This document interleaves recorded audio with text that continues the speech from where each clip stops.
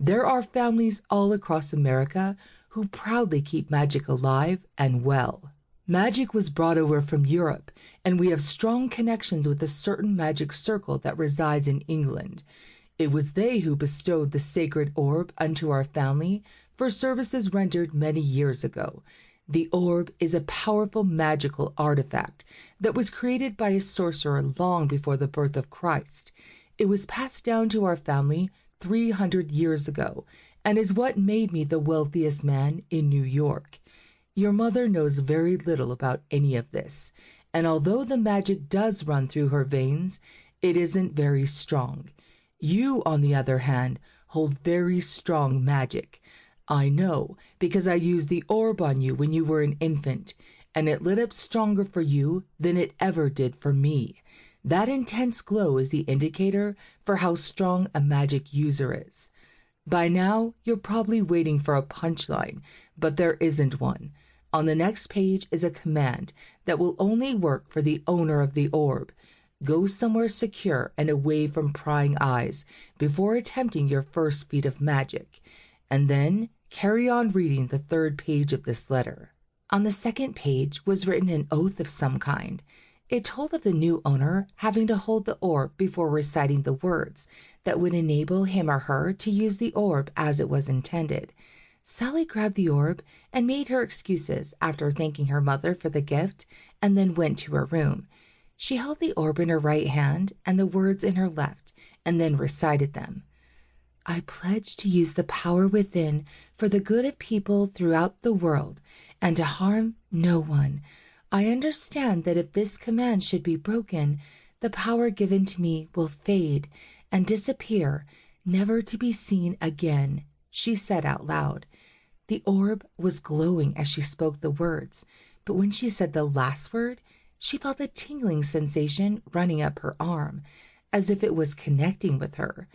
Before the pledge on the note were the words that made the orb function as it should and could only be used by the rightful owner. It simply read, I request a boon. Apparently, she had to say these words in order to make a wish, or the wish wouldn't work. Sally was still a little bemused by all of this, but she was also intrigued and more than a little curious as to what she could wish for. The third and last page of the letter revealed a few more things. Sally, make a wish after saying the enabling words, and that should tell you all you need to know. May I suggest that you start off small and try to word your wishes succinctly and to the point. Don't be greedy, but allow your imagination to take over as best you can. I became a multi-millionaire with the use of the orb, but I helped a lot of people along the way.